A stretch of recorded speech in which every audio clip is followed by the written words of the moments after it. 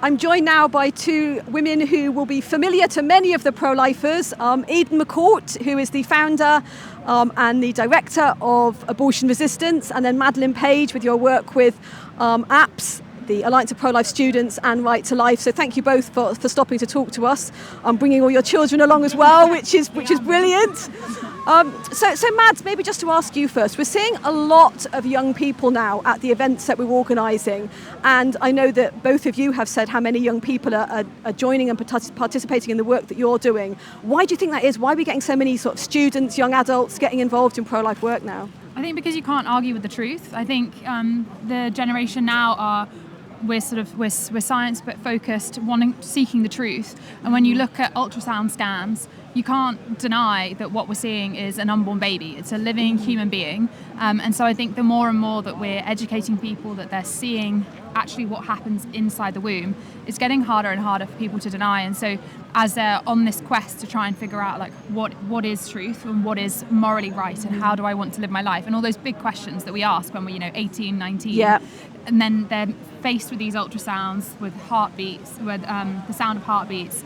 It's just so obvious that life starts at conception.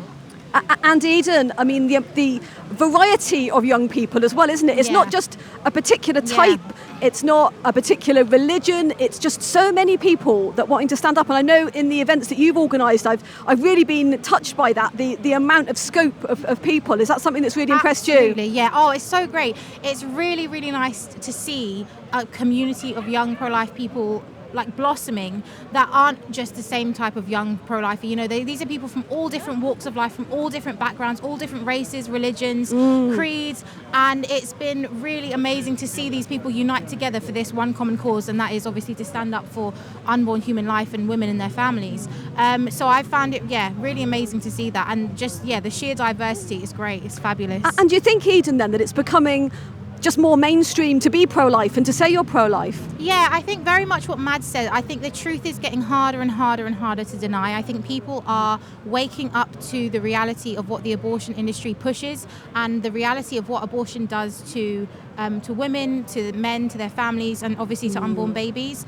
And so with that, and with young people being so focused on like technology and stuff like that, you can't really escape the fact that human life begins at conception. And I think people are seeing that it's obviously wrong to end that human life, because we are in a society now that focuses so much on equality and social justice that you can't really do that and exclude the unborn. Yeah.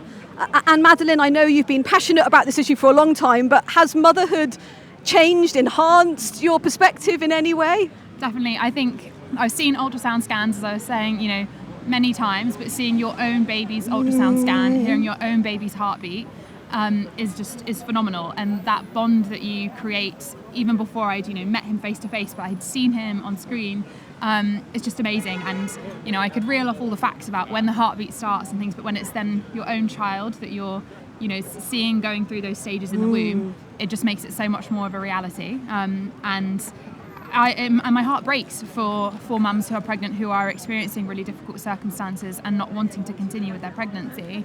And I just think if we were able to, again, show them ultrasounds, give them the support that they need, I think so many women would be making a different choice. Yeah, like you're intimating there, the fact is that so many don't really have that choice, do they? Eden, I know you've got some amazing news at the moment. Maybe I should let you share that. Yes. Oh, we're expecting twins. So I'm 17 and a half weeks pregnant now. But that's very, very exciting for me. And also even just the kind of, I'm a mum, I've got 2 babies already, but the whole kind of magicalness, I guess, of just 2 lives in the womb. Like, I don't know, I've never really thought about that before, especially, with all the pro-life work I'm doing, it's not really kind of occurred to me how every pregnancy is so amazing and so magical, and this one, especially.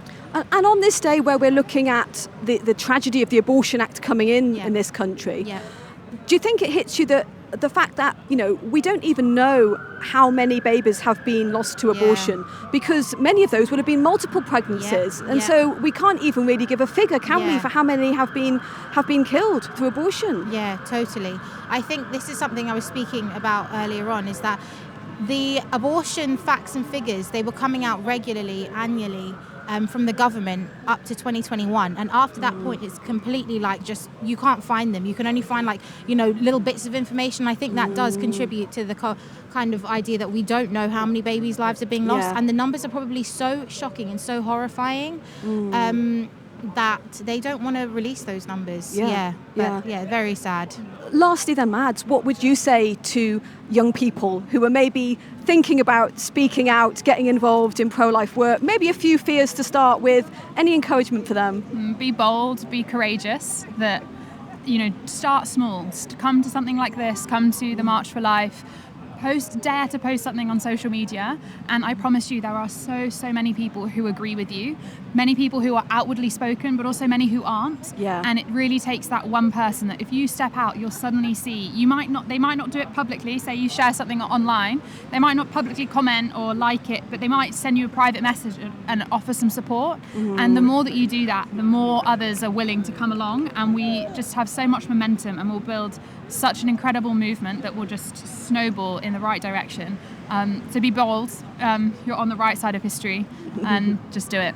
Well, thank you both for your boldness.